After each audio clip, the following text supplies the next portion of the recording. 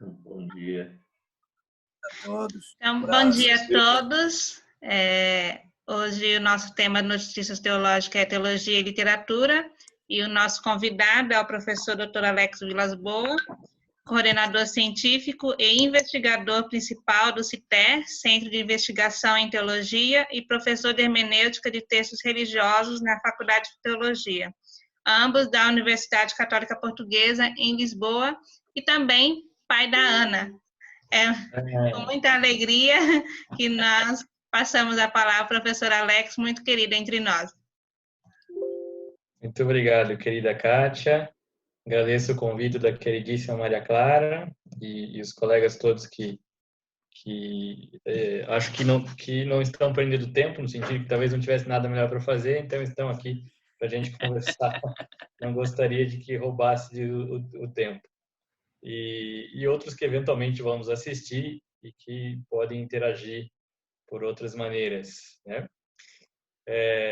Obrigado pelo convite generoso, né? O convite que a Maria Clara faz de falar de teologia e literatura para você não dizer não, né? Porque pode falar qualquer coisa o que me deixa à vontade e, ao mesmo tempo, com o dever de tentar falar algo que ajude a comunidade a pensar a temática, né? É evidente que nós somos uma comunidade de pessoas interessadas na pesquisa da teopoética, não só da teologia, também dos estudos de literatura e de outras áreas, e de diversos países. A comunidade brasileira é talvez numericamente que mais impacta nesse debate, né? E há, com isso, uma série de possibilidades distintas de como abordar a temática de teologia e literatura. Não arriscaria dizer que é possível ter uma visão que faça uma leitura abrangente de toda essa pluralidade riquíssima. E nem julgo que seria positivo.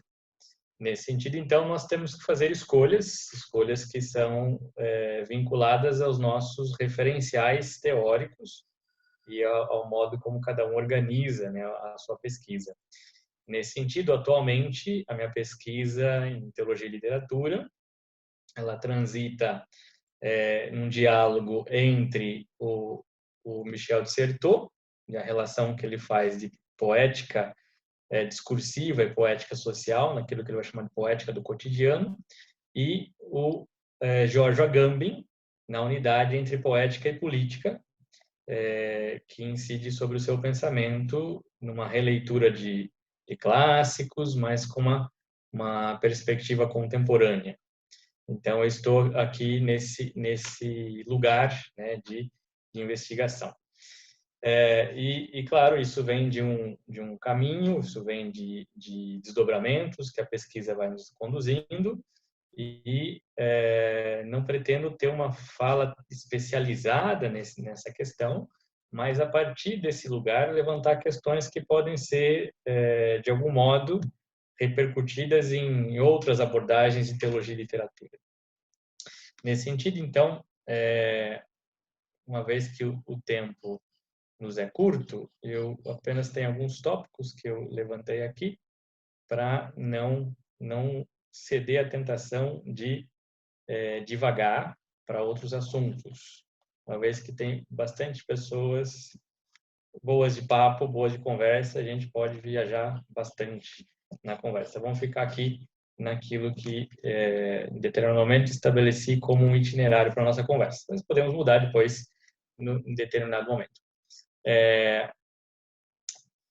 Gostaria aqui de estabelecer dois elementos de identificação das categorias teologia e literatura. Então, a teologia, nós podemos entendê-la, entre outras formas, como uma oferta de racionalidade a um sistema de crença que seja compreensível dentro de um nicho cultural. Oferta de uma tradução, de uma expressão racional de uma experiência chamada experiência de fé ou experiência religiosa. A literatura, por outro lado, ela pode ser em seu conjunto uma expressão privilegiada de uma determinada cultura dentro de toda a sua complexidade e ambiguidade, né? A literatura trabalha com essa ideia de um retrato. Ela não pretende resolver as ambiguidades da sociedade, ela simplesmente expressa a sociedade tal qual se apresenta no olhar do escritor. O Shane Perelman, que é um retórico, ele vai falar da necessidade de uma retórica universal dentro de um mundo plural. Eu prefiro falar de intercultural do que universal. E dentro dessa ideia, então, de falar num público amplo, plural, intercultural, o exercício intercultural ele tem a ver com a descoberta de um tópico que seja sensível a essa gama de possibilidades de visões que constituem um determinado tempo da sociedade. O Certeau vai falar do imprevisível como uma categoria que desvela realidades. Desvela quem somos, desvela, de algum modo, também nessa dinâmica de desvelar quem somos face ao imprevisível, aquilo que pode ser identificado como graça. Nesse sentido, essa situação imprevisível, né, de uma pandemia desvela quem somos, desvela nossos medos, desvela nossas situações de despreparo social e cultural, a falta de estrutura para lidar com o fenômeno, mas também desvela algo de nós mesmos, desvela uma identidade de solidariedade que se reforça, desvela uma disposição para o envolvimento ético e político, desvela uma série de outras situações que não são somente negativas. Evidentemente, numa situação trágica, mas que desvela inúmeras facetas de quem somos. Nesse sentido, então, a tópica, né, o topos, que nós podemos falar aqui, que estou elegendo para a gente conversar sobre teologia e literatura, tem a ver com a situação de pandemia, de algum modo. Mas para chegarmos a essa conversa, gostaria de fazer um itinerário, né, que pode ajudar a quem está começando a discutir sobre teologia e literatura a pensar algumas coisas sobre esse campo de investigação crescente, bastante expressivo, como falava há pouco.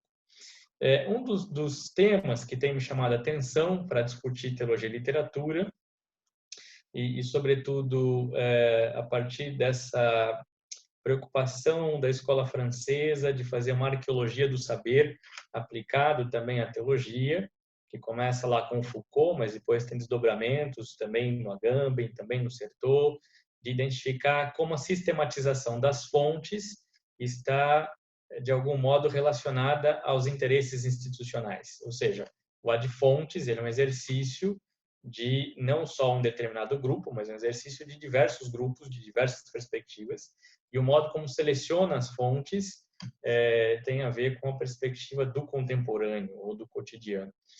E uma temática, então, que emerge dessa arqueologia é a questão da soterologia. A soterologia, ela é pensada aqui não como salvação religiosa somente, mas pensada como um exercício de tentar, de algum modo, adentrar a realidade humana e encontrar um sentido à sua dimensão de fragilidade e vulnerabilidade. Então, soteriologia tem a ver com o nosso momento, né, de encontrar um caminho que nos salve dessa tragédia, que nos salve do caos, que é uma pandemia, em alguns lugares, talvez já numa situação melhor, com o risco de uma segunda onda, em outros lugares em franca ascensão, como é o caso do Brasil agora. Então, dentro dessa questão da soterologia, discutida entre a poética, a literatura, poética em sentido geral, que poesis, e a literatura, portanto, e a teologia, eu estabeleceria duas tradições soteriológicas, uma que tem a ver com a abstração lógica racional e uma que tem a ver com a abstração lógico-poética, né? Essa lógica poética é uma categoria que o Jean-Baptiste Vico utiliza, contrapondo a ideia de uma lógica racional do René Descartes. E aqui está em jogo, em última instância, a relação entre filósofos e poetas na República Platônica. Uma das questões que o Agamben identifica como um drama do pensamento contemporâneo é a perda da unidade entre poética e política, no sentido em que essa unidade ela estava situada dentro de um processo de abertura que dinamizava a relação imanente da polis. Esse processo de abertura tem a ver com a experiência de inspiração, tem a ver com a experiência, então, de que a literatura, os poetas, o teatro, a arte, provocava na percepção da realidade de modo que gerasse um elemento que fosse além da mera percepção da imanencidade das coisas. Portanto, essa categoria de inspiração é uma categoria que tem a ver com a ideia de espiritualidade da literatura. A relação entre literatura e pensamento racional é uma relação que oferece ao raciocínio lógico uma espiritualidade, que amplia possibilidades de enxergar além da relação de causa e efeito. A poética, portanto, poderia ser pensada aqui como uma espiritualidade por escrito. E, por outro lado, a espiritualidade é uma forma de poética existencial, uma forma de encontrar inspiração que reorganiza e redinamiza a própria existência. Poderia dizer que todos nós somos poetas, alguns de nós escrevem. Há um processo poético para além da experiência escrita da poética. A tal ponto isso é forte no mundo antigo, né? O Pierre Hadot, quando ele vai falar da filosofia como exercício espiritual, ele está evocando exatamente o papel da literatura na alegoria, no exercício de criar uma imagem alternativa à percepção da realidade que ajuda a pensar. É um exercício que traduz o método midrástico e o método parabólico que está presente no Evangelho e que oferece uma lógica imagética de pensamento. Eu tenho imagens, então, que são extraídas da realidade e oferecidas para contrapor a minha visão de mundo. Isso é tão forte que o Clemente de Alexandria categoriza a graça, né, já no segundo século cristão, como teopoética. A primeira expressão para a categoria graça, a tradução da presença de Deus do pensamento judaico cristão naquele primeiro momento, é entendido dentro dessa dinâmica da teopoética, de um agir criativo de Deus, de um agir inventivo da condição humana. A literatura possibilita, então, um tipo de raciocínio que estabelece uma correlação com a vida concreta, em sua ambiguidade e sua complexidade, distinta da lógica racional, da abstração lógica metafísica, que procura encontrar uma unidade matemática. O conceito ele vai ser entendido por Platão como uma tema, a redução das narrativas a uma fórmula matemática conceitual precisa, na qual a junção dos conceitos funciona como fórmula matemática. Portanto, aqui uma tentativa de redução da ambiguidade da vida para a compreensão de uma estrutura que organize a unidade na diversidade. A literatura trabalha com uma outra lógica. A literatura trabalha com a apresentação da ambiguidade da vida e onde o ser humano se situa. A unidade literária não funciona por uma ideia de uma ontologia. A unidade literária funciona pela ideia de uma virtude ética, de uma diké, de uma justiça fundamental. Ela não define precisões ortodoxas, mas ela estabelece uma consciência ética na qual a diferença deve saber conviver. Essa diferença é expressa na condição de democracia e a busca pela ética comum, pela casa comum, portanto, o exercício de uma espiritualidade racional, filosófica, muito presente nos estoicos, como vai dizer o Pierre Hadot. Há, portanto, então, uma via poética e há uma via, que nós chamamos depois de metafísica, uma via ontológica, que vai trabalhar com a ideia de abstração de um raciocínio lógico. É interessante pensar como a unidade entre poética e política, ou de filosofia e política, se estabelece no mundo antigo nesse período de conflito, né? Porque o Platão, na medida que ele expulsa os poetas, então ele está entendendo que essa diversidade ela é prejudicial.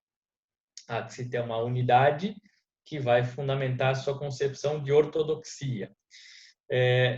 E no mito fundante das cavernas, mito que foi evocado há pouco tempo no Brasil por determinados personagens políticos, há então uma cegueira constitutiva da massa, na qual um pequeno grupo de iluminados acessa a luz e volta a avisar a massa da sua escuridão. Tem uma lógica aqui de uma elite iluminada que então vai funcionar como o herói político que vem salvar as pessoas da sua escuridão. E, portanto, aqui é uma narrativa de que uma elite de uma representação, uma elite que representa as luzes, salva a cegueira de muitos. Na via poética e a sua relação política, especificamente a tragédia, depois da queda das filosofias da polis, com os impérios que se impõem, a tragédia vai estabelecer uma outra relação de unidade, né?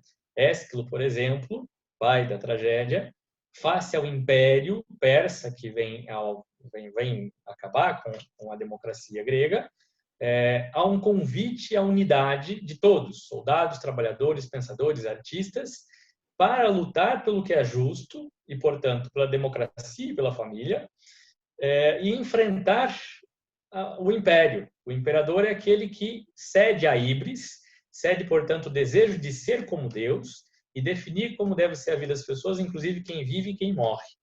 Portanto, há aqui uma unidade entre trabalhadores, soldados, artistas, poetas. Ésquilo estava na batalha, por exemplo, quando ele escreve a peça de Persas, que acredita que o império vai cair porque Deus é justo e se lutarmos pela justiça, vamos nos unir para enfrentar o império.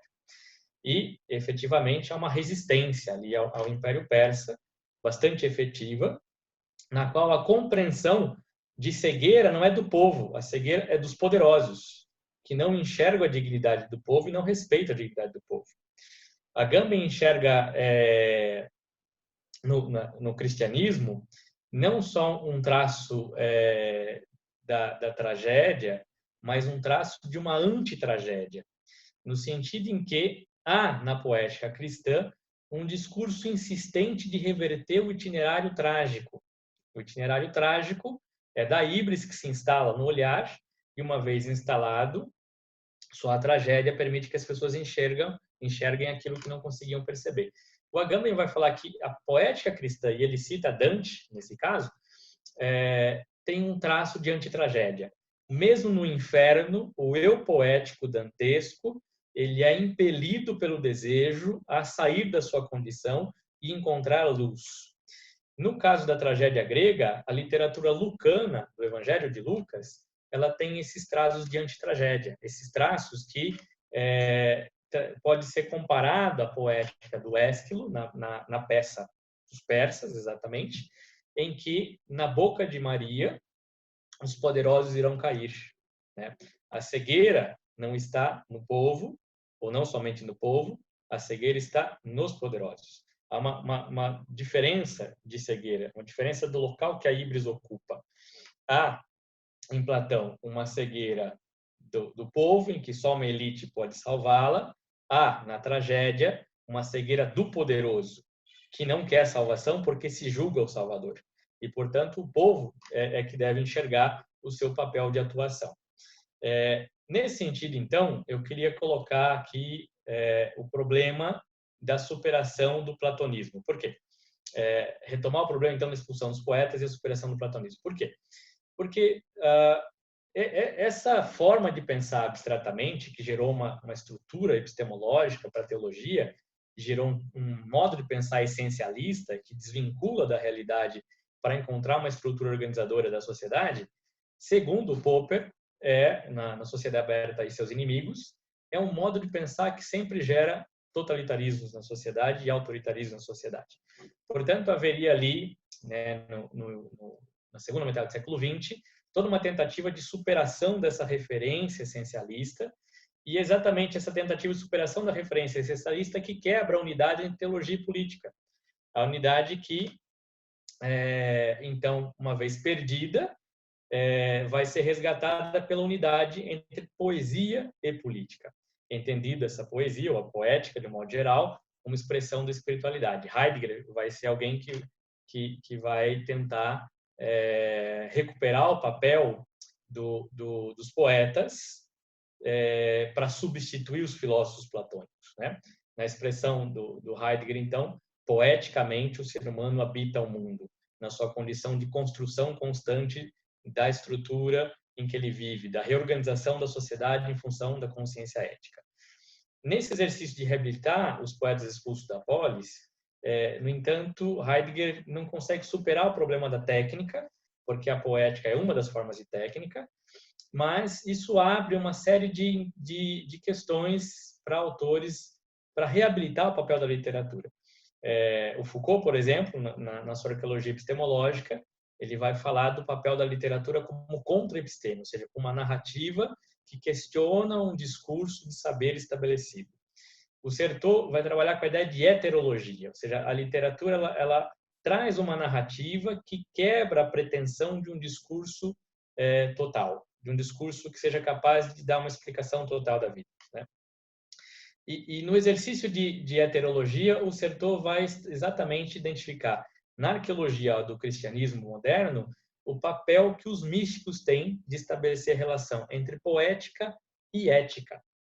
Para o Certeau, a relação da poesia com a sociedade, ela é essa relação da poética enquanto discurso que estabelece a outra face da poética enquanto tem duas dimensões. Uma, que é a reelaboração do nosso imaginário estético da realidade, que pode ser doador de sentido, e isso tem a ver com a dinâmica da espiritualidade, e tem a outra função, que é ser crítica da sociedade, de estabelecer aquilo que os discursos pré-estabelecidos não conseguem exprimir. Eu queria evocar aqui um outro autor que se inspira em Certeau, que é o Fredric Jameson, que ele vai falar do inconsciente político da sociedade. Só para a gente entender melhor essa dinâmica do Certeau. O Jameson vai falar de inconsciente político, evocando aqui a ideia de inconsciente como linguagem em Lacan. Então, a estrutura social teria 3 níveis. Um primeiro nível é o nível simbólico, que é evocado pelas crônicas, né? Alguém prende alguém solta alguém estabelece que tem que ficar em casa ou tem que sair de casa. Isso desperta afetos. A crônica é uma retórica simbólica da política. Na medida em que desperta afetos, aciona aquilo que o Jameson vai falar de ideologemas, que são discursos retóricos políticos prontos que nós recebemos no nosso processo de socialização e que não são relidos criticamente. Então, isso gera uma polaridade social que, para o Jameson, é irresolúvel, né? Se eu sou adepto de uma visão política de mundo e eu não revisito essa visão política, não autocritico essa visão política e passo a acreditar nela, isso se torna religião. Eu não vou mudar simplesmente por um discurso que o outro faça em relação à minha visão política.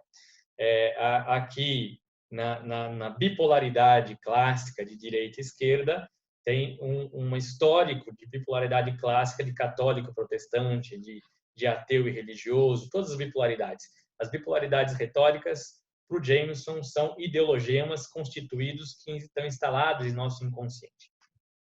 E, portanto, não é o debate desses ideologemas que resolve o engajamento político e ético. O Jameson vai falar de um terceiro nível, que é o nível da dor da história, de identificar a dor da história e, a partir da dor da história, discernir caminhos de unidade que gerem um compromisso com essa dor da história. Essa dor da história, então, ela implode essa narrativa bipolar, coisa que tem tudo a ver com o Certeau, que a ideia do Certeau é que a heterologia ela abre uma fenda nos nossos discursos, e essa fenda na identidade é o início de um processo de reconciliação com a alteridade para a criação de um comum. Quando a identidade se reconcilia com a alteridade e cria um comum, nós estamos criando a unidade política necessária para empreender o compromisso ético. E a literatura tem esse papel, portanto, de instaurar nos muros da impossibilidade uma fenda de possibilidade. E essa fenda de possibilidade ela é crescente porque ela atinge o desejo. Essa dinâmica do desejo que vai crescendo em busca de realizar algo impossível, mas que dinamiza toda a existência, que permite, então, ampliar as fendas de impossibilidade para implodir os muros que criam as divisões sociais. Nesse sentido, então, é que a poética cumpre seu papel de crítica, de unidade e de antitragédia, porque vai tentando unir pessoas em torno de uma consciência ética. Isso tudo para chegar, então, num autor que ajuda a pensar a situação inusitada, que é o Saramago, né? O Saramago, se tivesse vivo, estaria milionário, com um ensaio sobre a cegueira, no qual ele fala de uma pandemia da cegueira, né? Há aqui uma situação em que as pessoas começam a ficar cegas, vão sendo contaminadas, há uma série de medidas de isolamento, de quarentena, de lockdown, de debate, em função do nosso tempo, vou passar bem rápido sobre ele.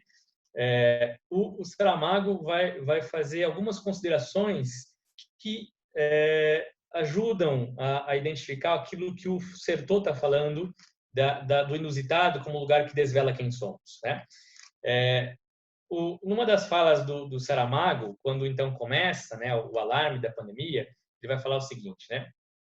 As autoridades promoveram às pressas reuniões médicas, sobretudo de oftalmologistas e neurologistas. Podíamos colocar aqui epidemiologistas no lugar de oftalmologista e neurologista. Por causa do tempo que fatalmente levaria a organizar, não se chegou a convocar o congresso que alguns preconizavam, mas em compensação não faltaram os colóquios, os seminários, mesas redondas, uns abertos ao público, outros celebrados à porta fechada.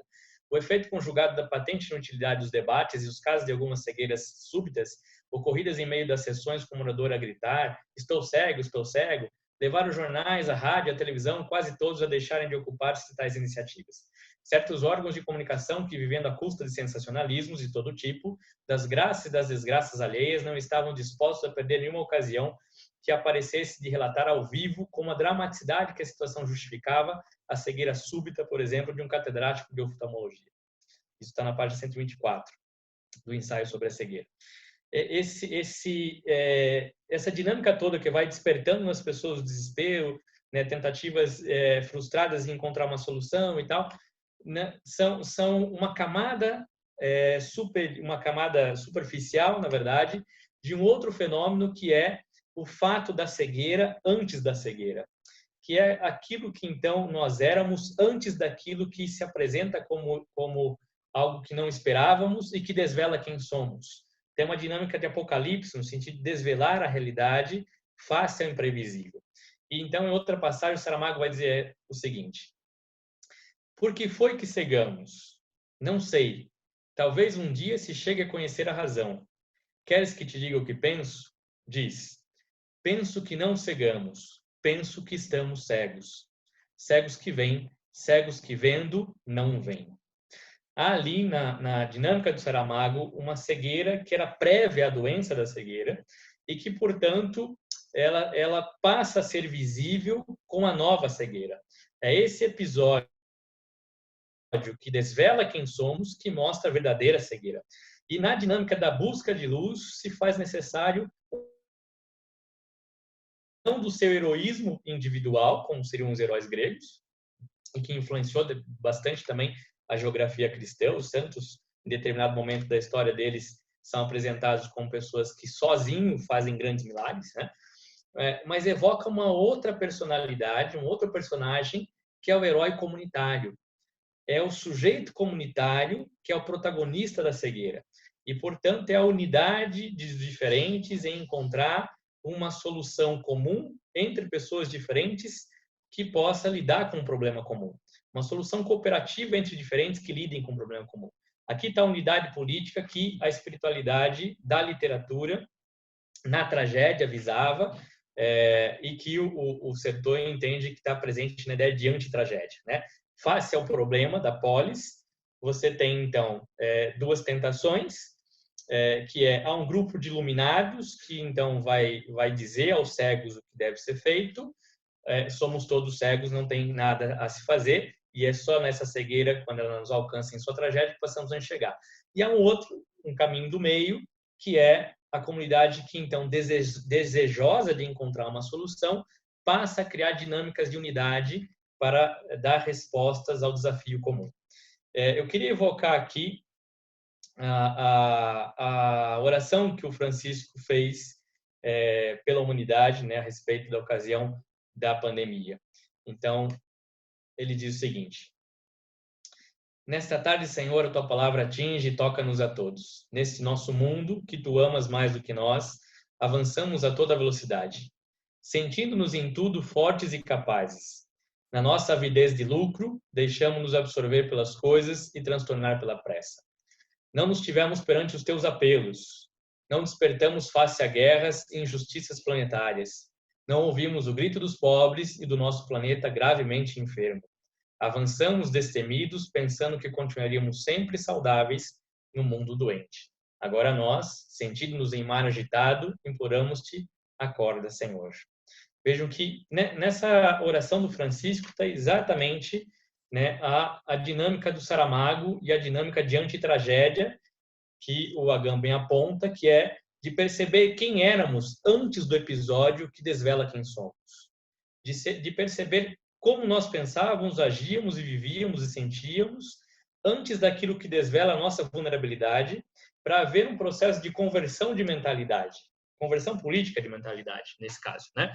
E o que está em jogo na tensão entre poetas e filósofos platônicos é o povo que se une procurando luz ou uma elite que decide em nome do povo. E essa elite, sobretudo aqui, segundo Popper, é uma elite de poderosos. É uma elite, então, que não está aberta a acolher a pluralidade para tomar as decisões para o povo. Decide pelo povo, não decide com o povo, né? E aqui, para encerrar, eu queria evocar um personagem extremamente importante na história latino-americana, não só latino-americana, também europeia, bastante importante aqui na Europa também, que é o Padre Lebré.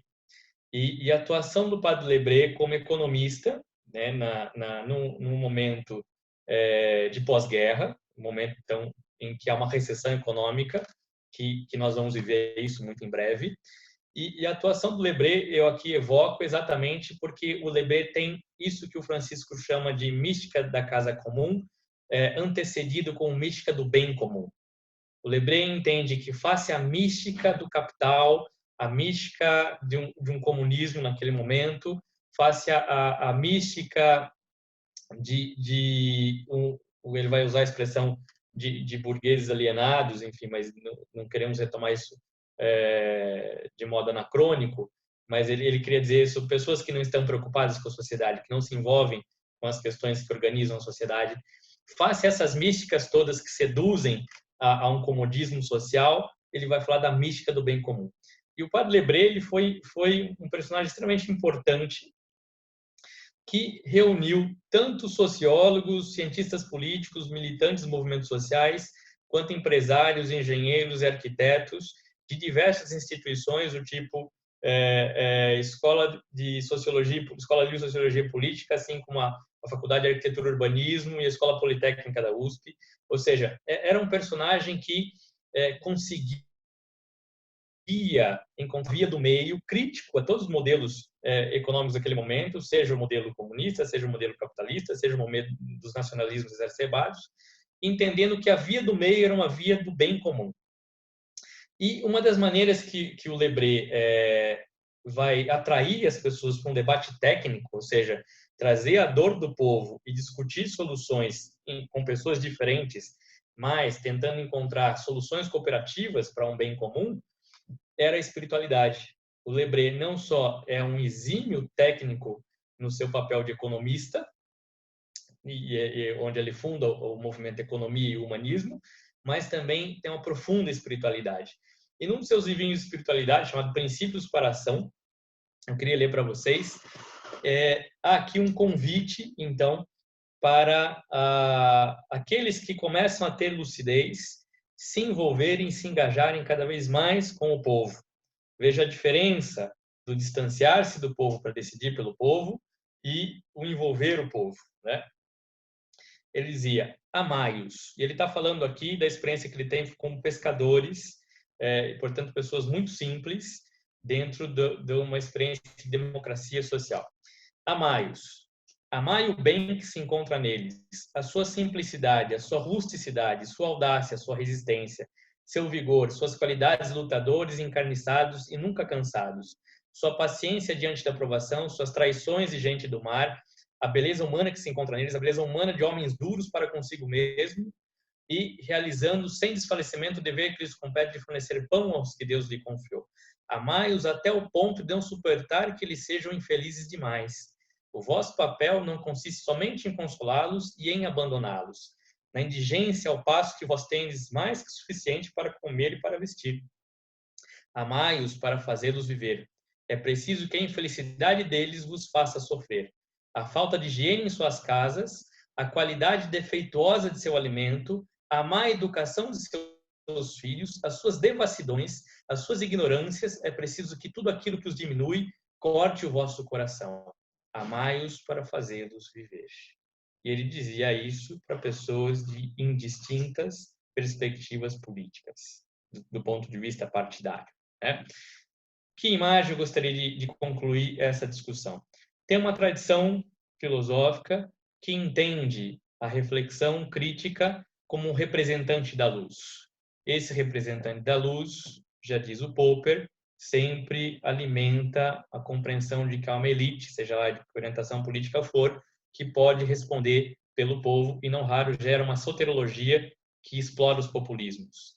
E há uma outra espiritualidade mais próxima da literatura trágica e antitrágica do cristianismo, e a meu ver próximo do evangelho, que é a de penetrar nas trevas.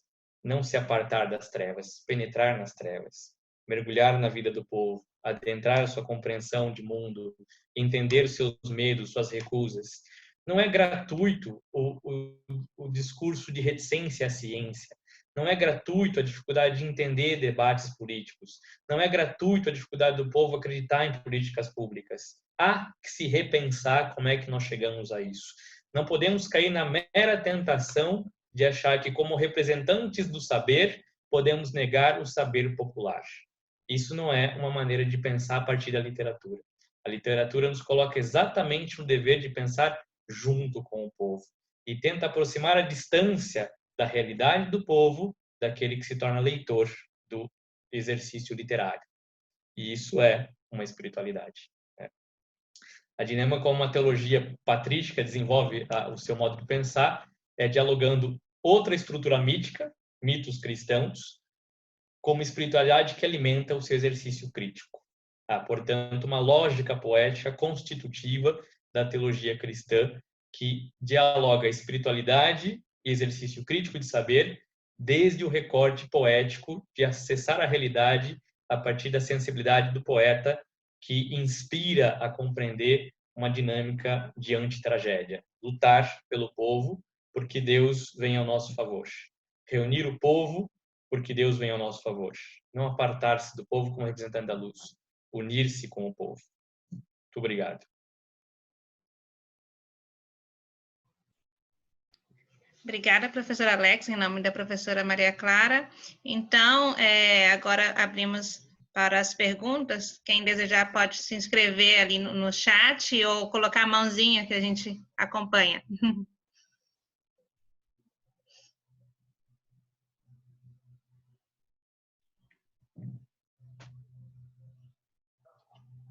Manuel Duarte.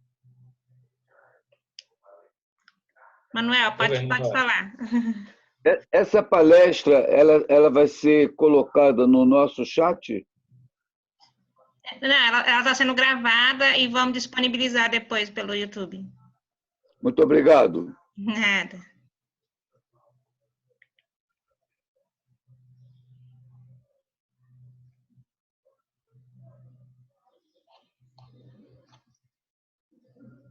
A professora Maria Clara Bingemer. Pode falar, professora. Então, Alex, muito obrigada por essa colocação tão instigante, tão oportuna e que faz pensar profundamente, né?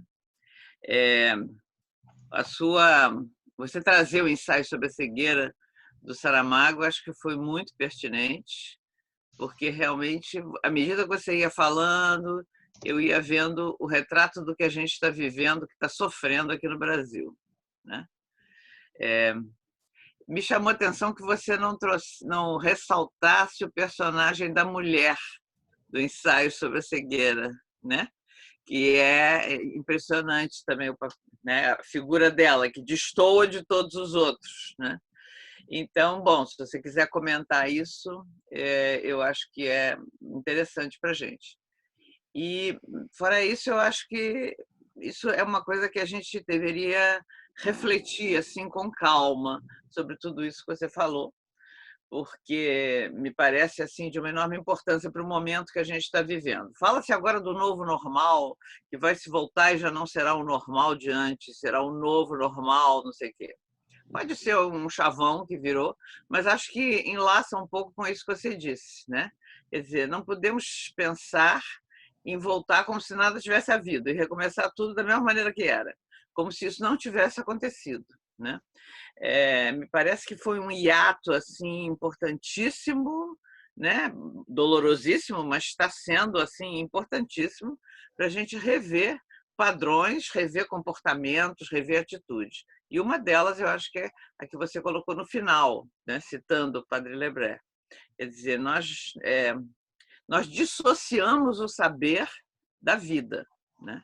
Eu acho que, bom, não podemos demonizar o exercício acadêmico, acho que ele é muito importante, mas no momento que ele dissocia o saber e o faz propriedade de uma meia dúzia de, entre aspas, sábios, que eu não sei se são tão sábios assim, né? Mas que estão dissociados do saber popular, eu acho que nós estamos assinando a nossa sentença de morte como cultura, como civilização, como tudo. Então, por isso, essa valorização que você fez da literatura, né, como algo importante que gera, né, uma nova maneira de conhecer, me pareceu assim fantástico, porque eu estou cada vez mais convencida que a literatura é a hermenêutica por excelência da teologia hoje, né? E a gente tem que realmente investir nesse caminho. Era isso, obrigada. Obrigado pela pergunta, Maria Clara, porque aí não esquecemos das mulheres, né? Ela, como você bem lembrou, é uma personagem fundamental, e aqui eu fui traído pelo Tempus Fugitus.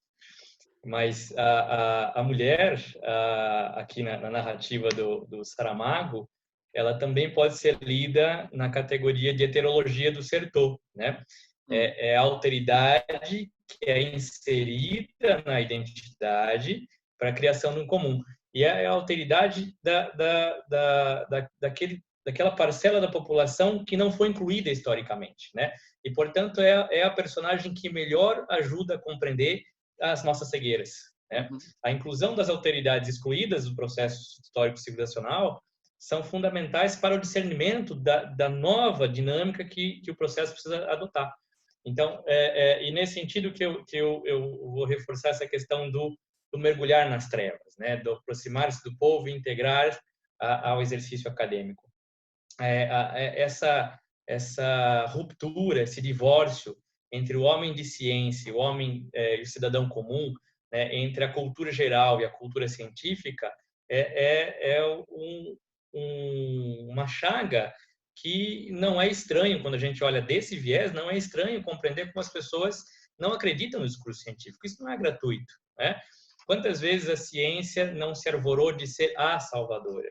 Quantas vezes nós tivemos aí discursos falaciosos dizendo a ciência comprova, a ciência aprova, né? Ou seja, o que não foi comunicado, que proximidade não aconteceu entre a comunidade acadêmica e o cidadão comum, para que em determinado momento a ciência fosse desconfiada do seu papel, né? Ou seja, que tem uma dinâmica de reconciliação importante a ser feita entre a comunidade acadêmica e o cidadão comum, entre o cientista, o homem de conhecimento, o cientista e a cientista, o pensador, de modo geral, e a população, né? E eu penso que nós temos muito mais condições hoje, talvez tenhamos descoberto de uma maneira trágica as possibilidades de acesso virtual, talvez o distanciamento físico tenha nos ajudado a perceber uma outra dinâmica de solidariedade social via os meios virtuais, né? Quantas pessoas estamos aqui juntas? Olha aqui, pessoas espalhadas no Brasil inteiro, São Paulo, Sul, Nordeste, Rio de Janeiro, né? Talvez nos falte a inteligência social para saber explorar isso, né? E aqui o que eu gosto muito de pensar o Lebré é que o Lebré ele estava tanto inserido nas comunidades eclesiais de base, como ele estava inserido na Fiesp. A Fiesp foi a instituição que pagou o primeiro curso que ele deu no Brasil, né? E a ideia que ele tinha de urbanismo que envolvia cidadania era tanto interessante para você ter uma política de distanciamento da sociedade industrial paulistana recente, assim como ajudar as comunidades eclesiais a construir aquilo que eles não tinham, buscar asfalto, posto de saúde, escola, enfim, né? Era política no seu exercício de cidadania e engajamento, nesse sentido mais profundo. E talvez a gente tenha entrado dentro de uma tentação platônica de pensar a política não a partir da dor do povo e a partir de políticas públicas, mas a partir de uma demonização do outro. Nós entramos em uma série de demonizações, uma série de divórcios nesse sentido. É interessantíssimo, por exemplo, quando você tem diálogos de pessoas completamente diferentes, mas absolutamente respeitosas, do que um ódio que se estabelece, uma cultura de ódio que se estabelece pelo diferente na nossa sociedade contemporânea. São coisas completamente diferentes, né? É interessante a gente pensar hoje, por exemplo, como os países europeus, nenhum deles, nem de orientação política de direita, nem de orientação política de esquerda, abandonaram o papel do Estado e o papel das políticas públicas para a redução da desigualdade social. E o país mais rico do mundo não tem sequer um sistema de saúde pública e atinge números alarmantes de morte com a pandemia que se instala, né? Ou seja, quais são as contradições culturais desse discurso de um American Way of Life, de querer ser o milionário da vida, que querer ter o seu primeiro milhão? A Europa pós-guerra não tinha um discurso de American Way of Life. A Europa pós-guerra tinha que oferecer condições de saúde, segurança, educação, para que todos pudessem reconstruir a vida. Nós estamos num momento em que essa reconstrução da vida não é geográfica, ou melhor, ela não é situada num único polo geográfico, ela pega o globo como um todo, né? E, portanto, vamos ter que aprender a reconstruir a vida. E aqui não podemos, dentro dessa dinâmica da tragédia, né? Ou seja, quem era o cidadão ateniense para Ésquilo? Aquele que luta contra o império. Não importa agora se ele é espartano, não importa se ele é soldado, não importa se ele é cidadão, o que importa é que nós temos a unidade ética para manter a democracia, né?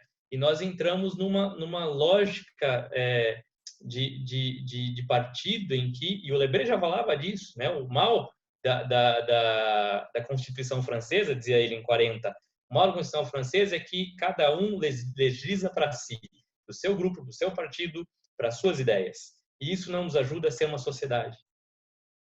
E aqueles que são excluídos, e aqui no caso do Saramago, a mulher, sobretudo, aqueles que melhor ajudam a gente a entender as dinâmicas de exclusão que aqueles que não são excluídos não conseguem enxergar. E só a tragédia que vai mostrar o quanto nós éramos cegos, né? No fundo, o Saramago está resgatando a tragédia grega e, ao mesmo tempo, tem elementos de antitragédia. A comunidade consegue voltar a enxergar, né? A comunidade e a inclusão de quem foi excluído.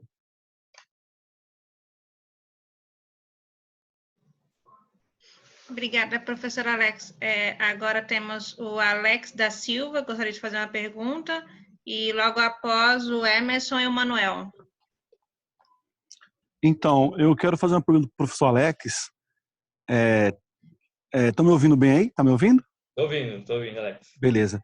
Professor, no começo da sua fala, o senhor falou sobre perda da unidade entre poética e política.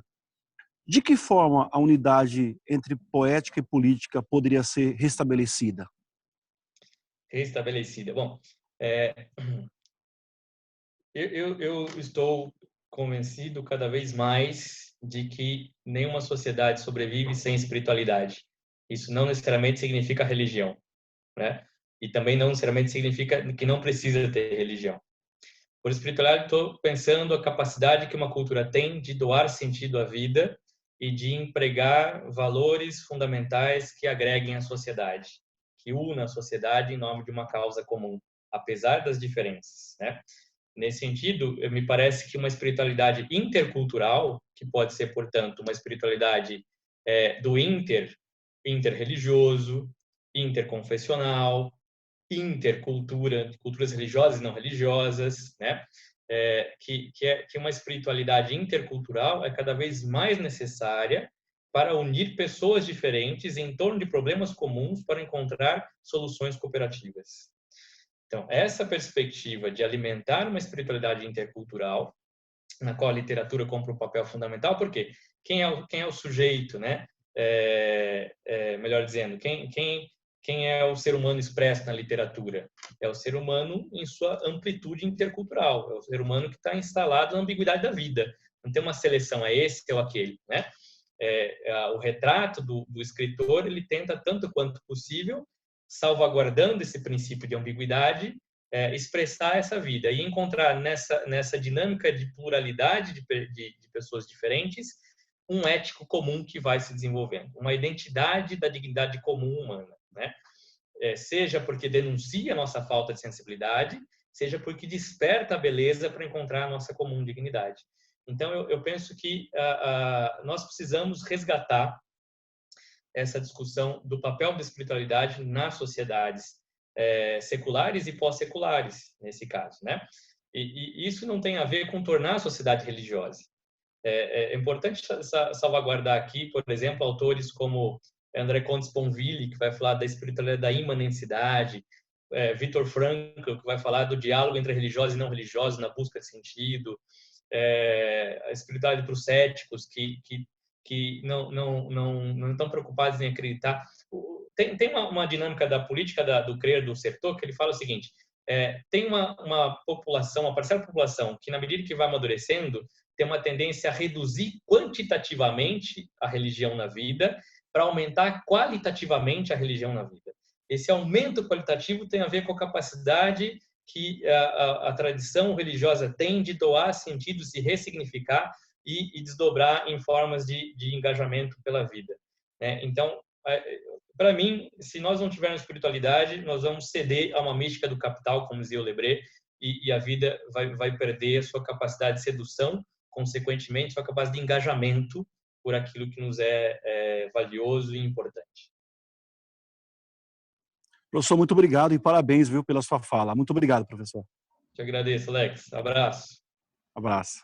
Eu vou ler, então, agora os questionamentos do Emerson e do Manuel, e logo após eu passo a palavra para o Márcio Capelli. Ok. O Emerson questiona: como fazer com que a espiritualidade nos tire de uma economia de morte para uma economia que defenda a vida? Estamos vivendo o ensaio da cegueira?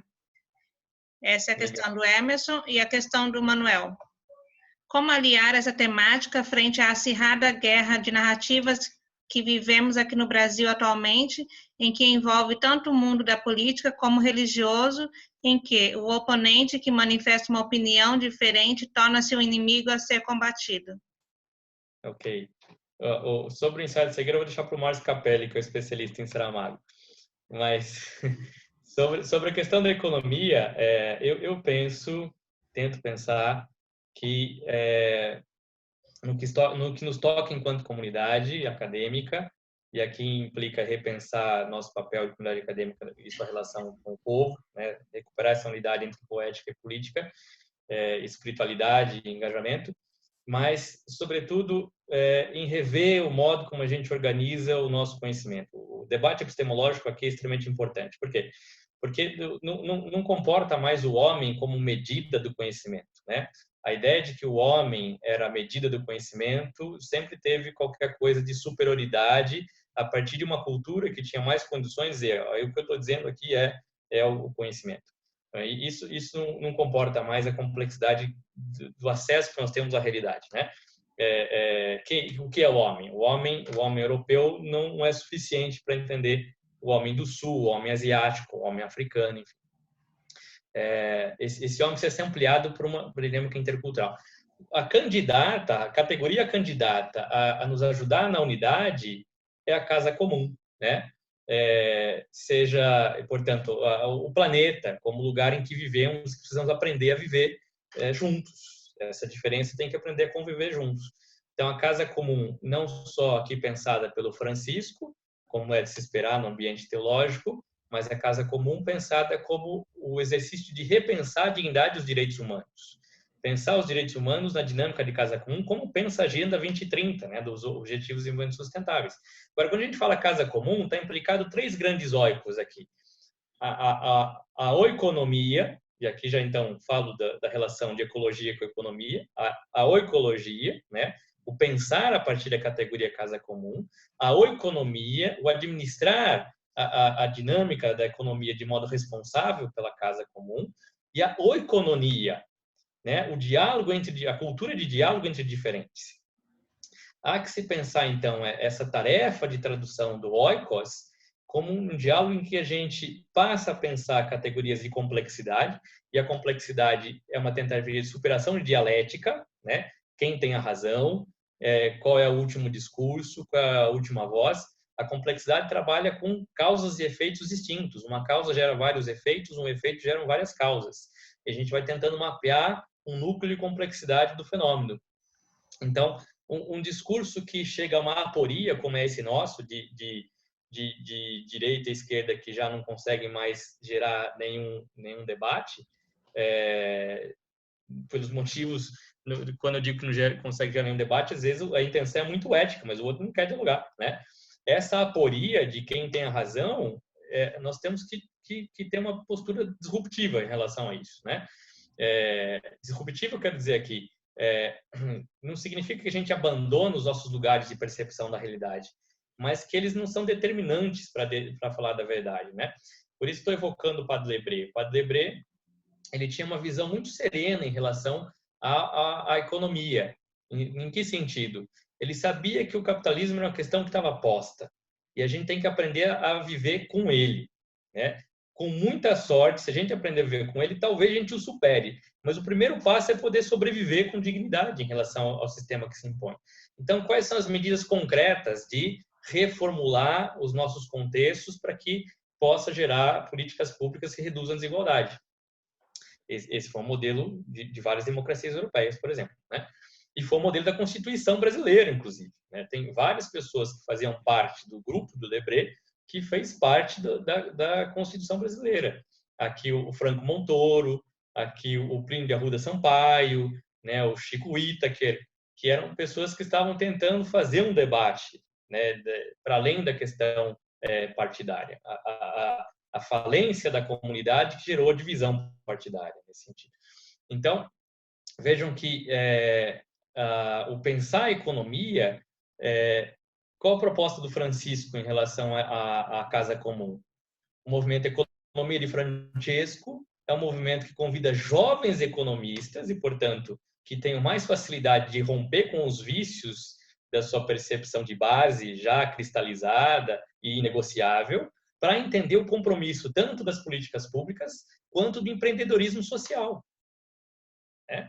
Aqui tem uma visão de empreendedorismo que precisa ser alimentada, que não é aquela do sujeito que teve os seus sentimentos morais corrompidos. Vou evocar aqui Adam Smith. Na teoria dos sentimentos morais, volto a dizer, não é o Marx, Adam Smith.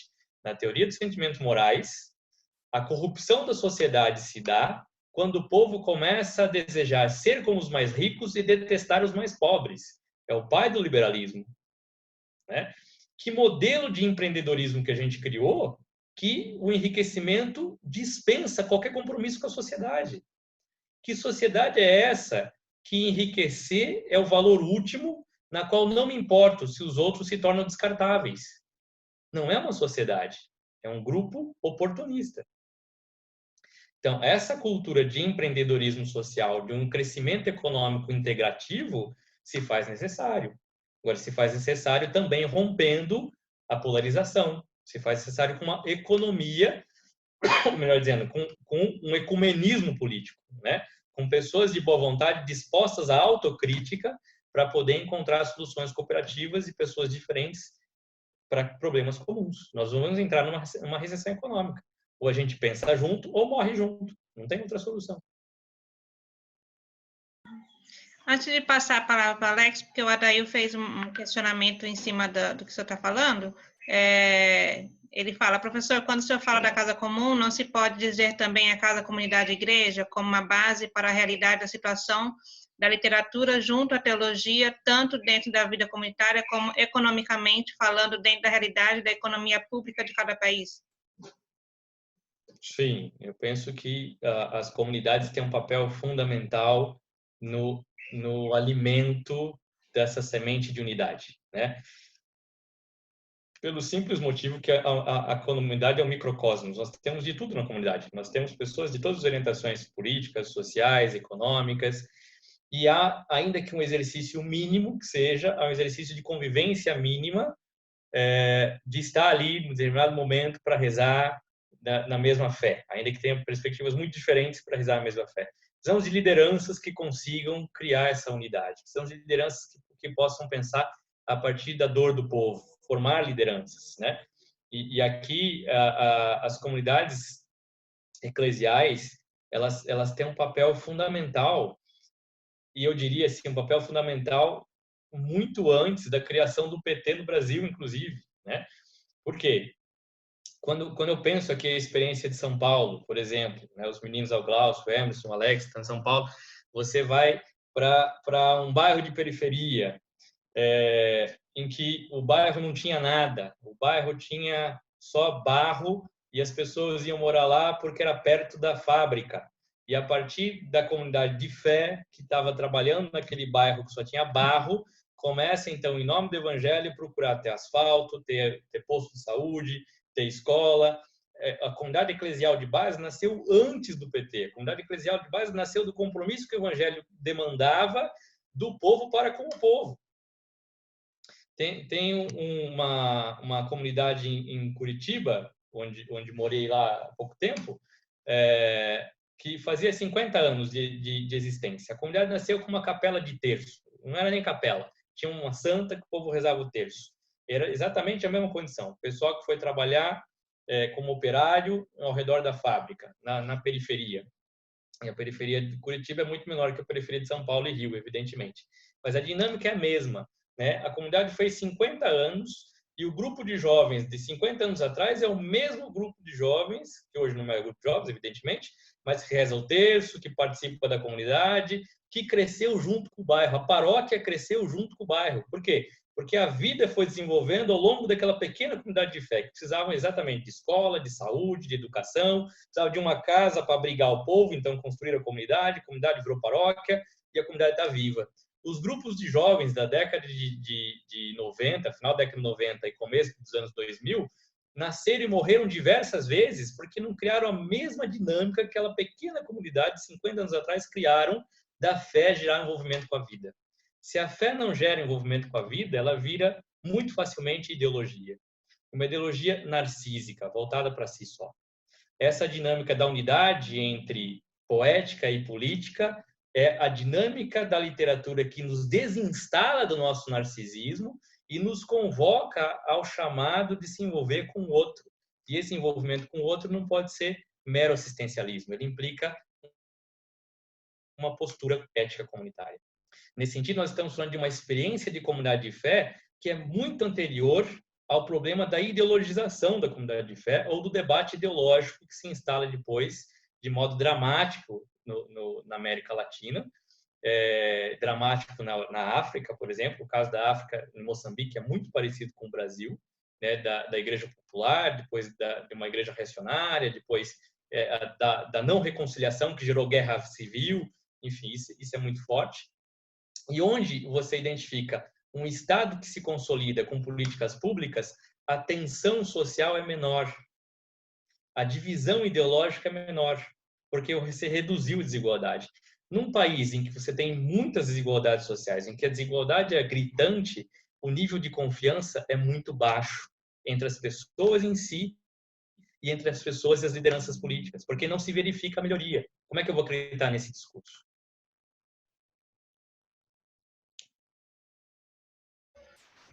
Obrigada, professor Alex. Então, para finalizar, vamos para a pergunta do Márcio Capelli.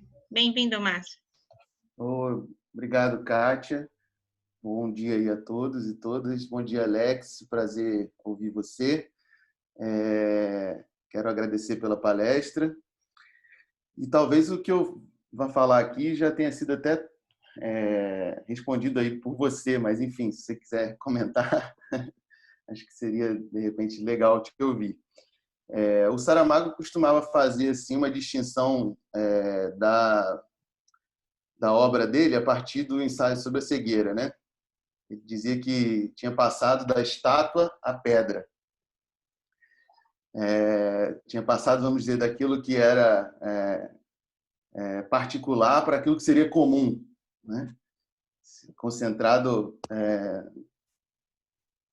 numa espécie de criação de uma linguagem comum, vamos dizer assim. Aí eu queria te perguntar se você acha que o papel da literatura hoje seria esse também, né? A criação de uma linguagem comum que nos ajudasse a nomear de alguma maneira os nossos dramas, né? E criar uma certa solidariedade, que não necessariamente tem a ver com a religião. Pode passar pela religião, mas não tem a ver necessariamente com a religião. Me parece que foi isso que você disse quando você mencionou a questão da espiritualidade, né? E no texto do ensaio sobre a cegueira tem um episódio, quem leu aí deve lembrar, que é aquele momento em que aquele grupo, né, já saiu da quarentena e entra numa igreja. E quando eles entram na igreja, os santos estão todos com os olhos vendados. Como que dizendo assim, olha, criar essa linguagem comum é tarefa de vocês também, né? E criar esses espaços de solidariedade é tarefa de vocês. E aí eu acho que a mulher do médico, como a Maria Clara ressaltou, você ressaltou depois, é fundamental para a gente pensar isso, né? A partir dessa imersão nas trevas que ela faz aí, como você ressaltou também. E aí eu também fiquei me perguntando se, embora a despeito do próprio Saramago ter feito essa diferenciação na obra dele, o personagem Jesus no Evangelho segundo Jesus Cristo também não pode ser lido nessa chave como alguém que, mesmo ali diante daqueles dramas todos, com auxílio de uma outra mulher, que é a Maria Magdala, né? Tenta, de alguma forma, criar uma linguagem comum, ou viver a partir de uma linguagem comum, que seria a linguagem da solidariedade. Enfim, é um pouco essa a minha questão, brevemente. Legal, obrigado, Márcio. Bom te ver também. Eu penso que é assim, um papel que a literatura, não só a literatura, né, mas tudo que implica uma produção de uma imagem estética de mundo, tem essa função de reconciliação dessa cisão, né, antifraterna ou fratricida que a nossa cultura criou. Né? Há que se ter uma linguagem comum. Isso não significa que a gente vai eliminar tensões, mas que a tensão não é suficiente para nos destruir ou para nos odiar, né? Mas suportar as tensões como exercício da própria espiritualidade, suportar a tensão como exercício de se obrigar a conseguir se fazer entender de modo mais claro do que aquilo que não conseguiu. Enfim, tem uma tarefa de criar o comum, e aqui eu acho que nós temos uma evolução que começa lá com o discurso da dignidade comum, que ficou muito forte no período das guerras, do bem comum no pós-guerra e da casa comum agora nas sociedades do capitalismo avançado, né? Em que, sem guerra, nós estamos à beira de uma situação muito próxima do período de pós-guerra. Ou seja, a nossa falta de estrutura social, dado o desenvolvimento do sistema econômico que nós temos, nos colocou numa situação de pós-guerra sem a gente ter entrado numa guerra. Isso é muito grave, isso é uma cegueira muito grave, né? E numa situação de divisão em que qualquer um pode acender o pavio do barril de pólvora, né? Ou seja, nós não temos uma sociedade que consiga pensar serenamente, não temos uma estrutura social que permita tranquilizar o cidadão num momento de fragilidade como esse. Não temos capacidade de incluir formas de democracia que as pessoas possam ser ouvidas e possam entender dos processos como um todo. A gente está criando uma dinâmica de desespero em escala crescente, né? E aí os oportunismos se instalam. Nesse caso, a literatura, como o teatro, como o cinema, como as novas formas de narratividade do espaço virtual, né, os web influencers, as micronarrativas, Tem festival de literatura de Twitter, por exemplo, né? Eu tenho um amigo que ganhou prêmio porque ele escreveu um romance em 144 caracteres, enfim. Tem uma série de micronarrativas que podem ajudar a alimentar uma linguagem intercultural. Acho que se tem um papel do crítico literário, do acadêmico aqui, é ajudar a perceber as dinâmicas que estão se instalando em nosso meio, né? Tanto aquelas que são perigosas, quanto aquelas que podem nos ajudar a lançar luz, né? Então, a Casa Comum me parece que é a candidata nesse momento para pensar como referência das linguagens da Casa Comum. Quais são as linguagens da Casa Comum, né?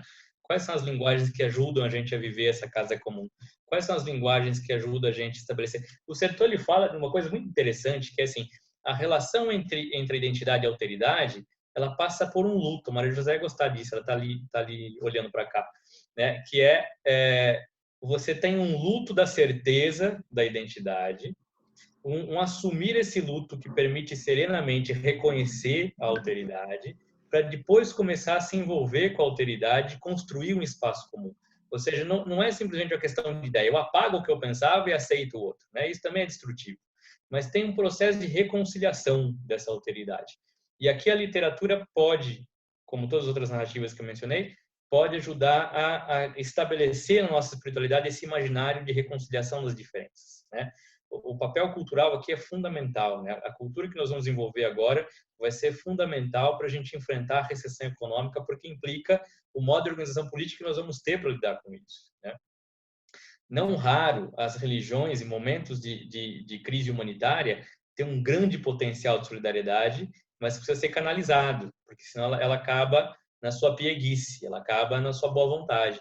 Ser canalizado em projetos de reconciliação estrutural, de reconciliação social, em projetos de cultura de casa comum, né? Evidentemente. Nesse sentido, eu acho que o papel dos prêmios Nobel ou do best-seller, né, ou do prêmio CAPES, por exemplo, é de apontar para as pessoas e dizer, olha, né, tem aqui qualquer coisa que vai ajudar a gente a pensar, tem aqui qualquer coisa que vai ajudar a gente situar o nosso meio. E nós, enquanto comunidade, que elabora também uma política acadêmica, somos chamados a romper com essa distância entre a comunidade acadêmica e o cidadão comum. Eu sempre digo isso, e toda vez que eu tenho oportunidade eu volto a dizer, nós precisamos valorizar mais a transferência de conhecimento dos programas de pós-graduação para a população geral. Nós temos que valorizar mais, né, essa extensão à população geral. O que a gente faz tem que chegar, de algum modo, ao povo. E não basta dizer que isso depende da boa vontade do investigador, porque ele já não tem tempo para fazer as coisas. Isso tem que estar integrado nessa estrutura de trabalho para que ele possa, não só desenvolver aquilo que é um pensamento de ponta, mas que ele tenha tempo para traduzir aquilo que ele fez para uma outra cultura, para um outro ambiente, que dá tão trabalho quanto elaborar um pensamento de ponta, né? Porque é um exercício de tradução, né, que demanda muita coisa. Então, assim, a comunidade acadêmica não pode se voltar para si só. Ela tem que ser organizada politicamente. Isso não tem a ver com a boa vontade do professor, porque ele não tem tempo, simplesmente. Tem muita vontade, mas não tem tempo. Isso tem a ver com a reorganização da comunidade política para atingir o povo. Esse é um debate epistemológico e político que tem que ser feito.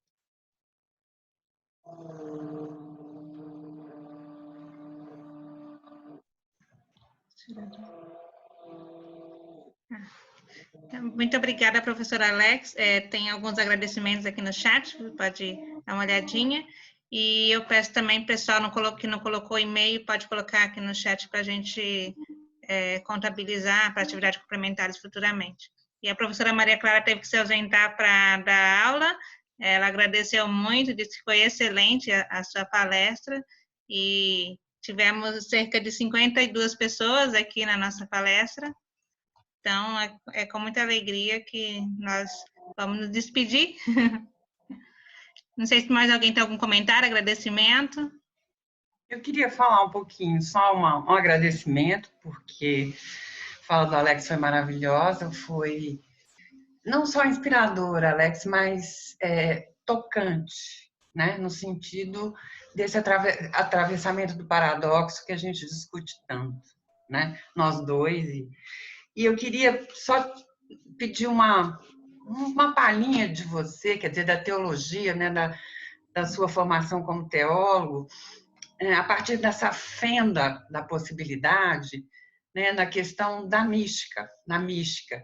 E na relação da tragédia e da antitragédia, né, com a misericórdia. Fui longe, mas mística, quem estuda mística vai longe sempre. Né? Vai muito longe. Sim, sim.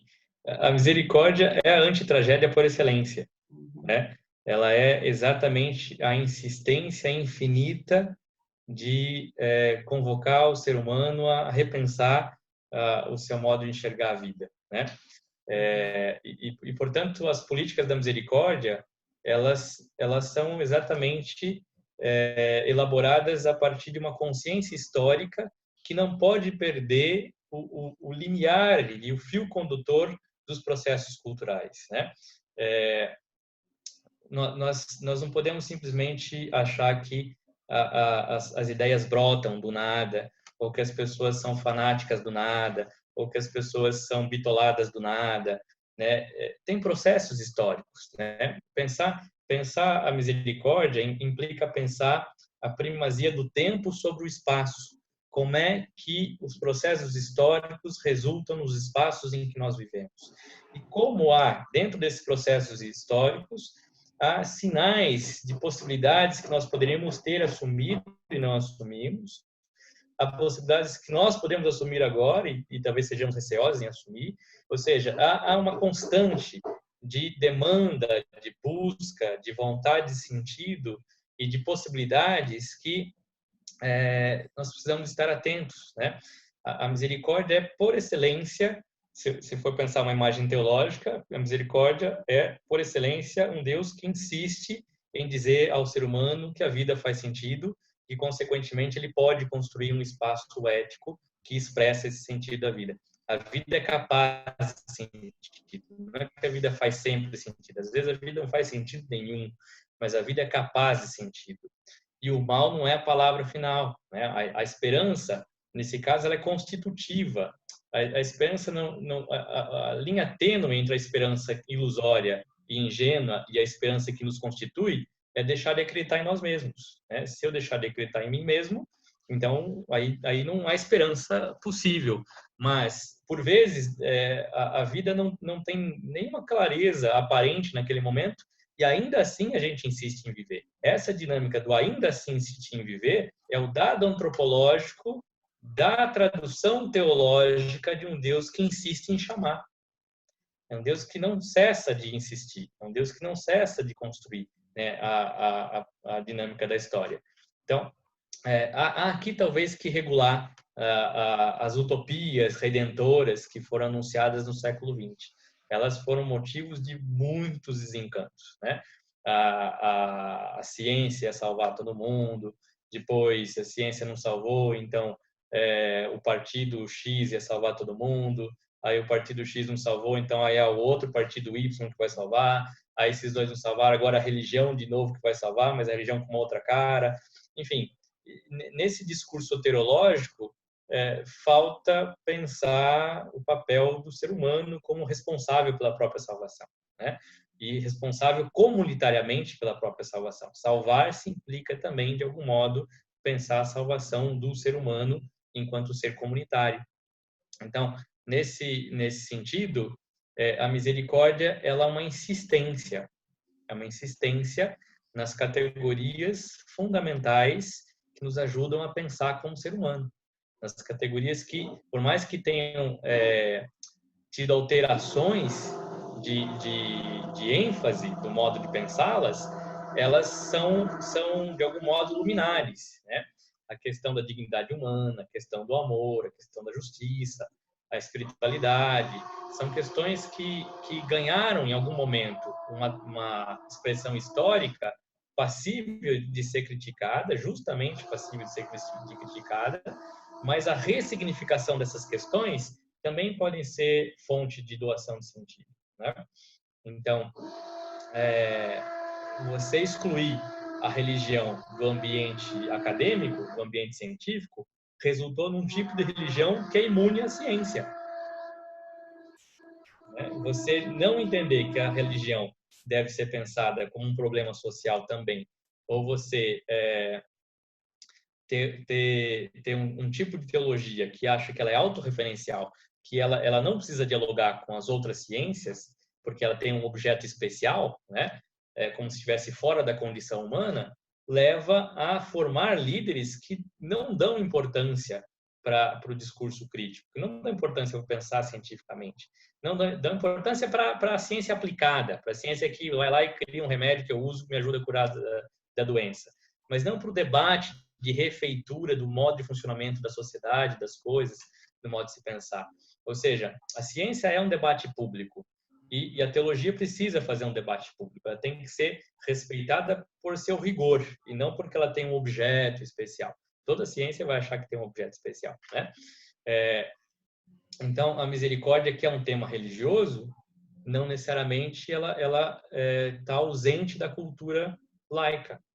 Misericórdia faz parte de um processo histórico de reconciliação social, né? O que é o pós-apartheid sem um processo de misericórdia? O que é o pós-apartheid sem ter dinâmicas de reconciliação com feridas profundas, com feridas que vão durar décadas para serem curadas, mas é em meio a essas feridas que há um processo de reconstrução da sociedade. É uma postura. Nós achamos que reconciliar tem mais a ver com o ser humano do que destruí-lo. Não queremos repetir aquilo que fizeram conosco, né? Então, o processo de reconciliação social, aqui, a meu ver, tem uma série de questões que nós precisamos reconciliar. Nós precisamos reconciliar as elites intelectuais de orientações políticas distintas. Precisamos reconciliar as elites econômicas com as populações mais pobres. Precisamos reconciliar os modos de religiosidade. Estou falando das religiões históricas, o diálogo entre elas. Esse é até relativamente fácil discutir teologia entre católico, anglicano, luterano. Estou dizendo como é que a gente reconcilia pentecostalismo e religião tradicional. Como é que reconcilia, né, o exercício teológico crítico e a espiritualidade pentecostal, que é vulnerável a instituições perversas, que não tem tem instituições religiosas que não são sujeitos religiosos, são sujeitos políticos. A religião é um meio para chegar ao poder. E na medida que a gente não se aproxima dessa religiosidade menos crítica, nós permitimos que seja alimentado essa dinâmica de uma religiosidade perversa, de uma religião perversa, que usa a boa vontade das pessoas para chegar ao poder.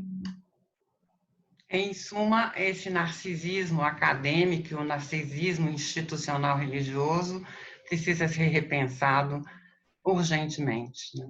Sim, sim. Tem uma série de dinâmicas sociais que são expressões vulgares de coisas que nós fazemos em germen nas nossas instituições acadêmicas, sociais, políticas. Uhum. Obrigada, Alex. Obrigada, gente. Obrigada, Alex. Só mais uma questãozinha. A Celinha perguntou o seguinte: a misericórdia pode atrapalhar a urgência da justiça? A misericórdia pode atrapalhar a urgência da justiça. Nossa, que pergunta boa. Olha, a misericórdia não, mas a vulgarização da misericórdia sim. Né? A misericórdia é a outra face da justiça. A justiça é a dimensão política da misericórdia. É dar vida a quem não tem vida.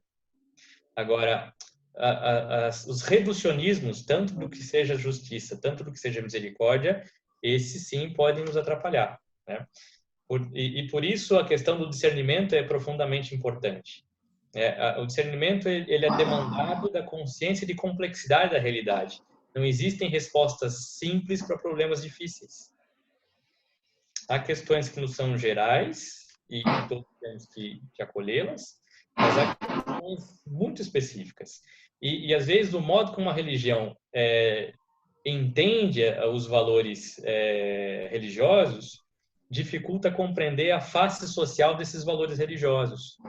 Às vezes, há uma confusão da vivência personalista, e aqui eu estou dizendo personalismo no sentido pejorativo, né? Há uma personalização da experiência que faz com que ela olhe o mundo a partir da sua experiência tão somente, né? E isso retroalimenta aquilo que eu dizia, que pode ser um dado muito interessante para as instituições perversas. Há pouco eu comentava com um amigo, né, a experiência de uma pessoa na sociedade bastante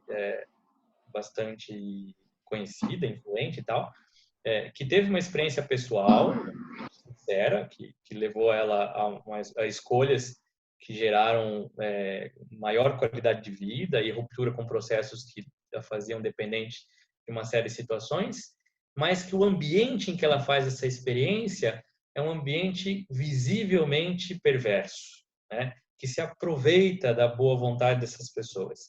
Mas como ela faz essa experiência nesse ambiente, para ela esse ambiente é sagrado. Para ela esse ambiente tem a aura daquilo que proporcionou ela mudar de vida. E efetivamente ela mudou de vida. E a ponto de ela não conseguir olhar criticamente para a perversidade da instituição religiosa que está manipulando ela agora para ser uma pessoa que retroalimenta a sacralidade da instituição e apoia aqueles que essa instituição apoia. Percebe a complexidade do processo, né? E não adianta a gente cavar falta, chegar de sola, né? Como é que você vai dizer, Maria José, como psicóloga, sabe muito bem isso, como é que você vai dizer para uma pessoa que está envolvida com uma pessoa que lhe faz mal, de modo abrupto, que ela consiga romper com todos os laços que ela tem? A relação de uma pessoa que se converte em uma instituição religiosa perversa é a mesma coisa, demanda um processo de ruptura que não se dá por mero discurso superficial em relação à instituição que ela está sofrendo o abuso, que ela nem percebe ainda que está sofrendo o abuso. Tem aqui um bullying religioso que a gente precisa colocar em questão. Tem um abuso religioso que a gente precisa colocar em questão na nossa cultura brasileira.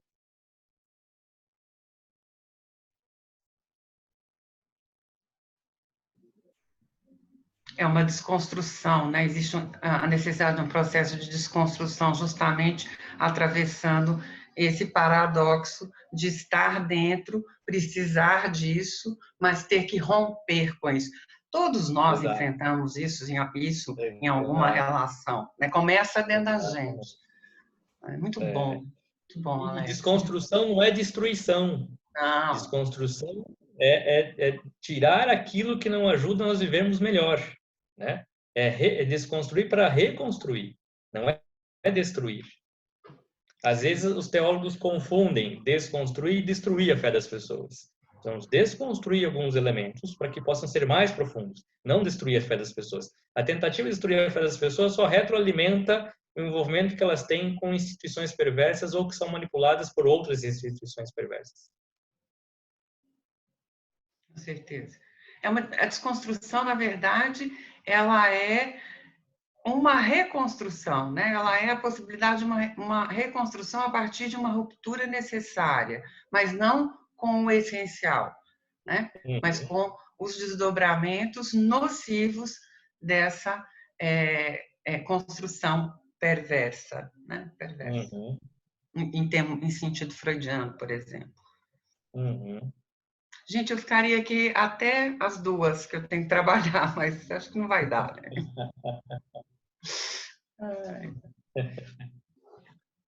Eu tenho que dar uma mamada daqui a pouco.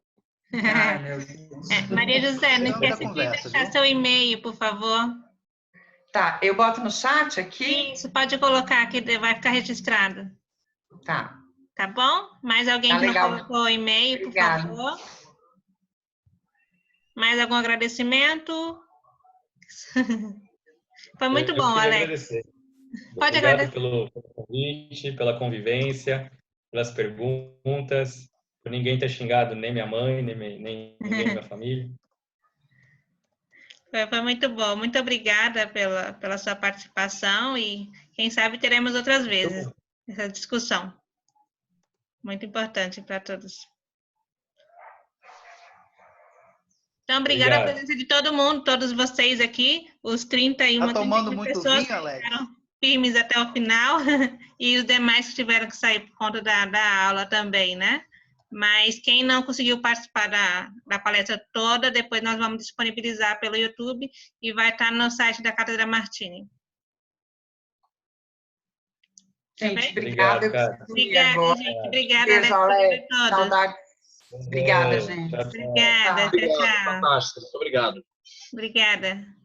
Tchau, tchau. Obrigado. Obrigada. Muito obrigado, Alex. Um abraço. Vulcânica para vocês. Obrigado. Valeu, Alex. Abraço, meu irmão. Valeu, Tome tchau. vinho, tome vinho. Vamos ver se a gente consegue conversar essa semana. Até mais, Alex. Até mais. Fico no aguardo. Tchau, tchau. Tchau. Tchau, até mais. Tchau, tchau. Tchau. O Alan, várias pessoas boas. Tchau, tchau. Tchau, tchau, Alex. Muito obrigada. Eu agradeço. Tchau.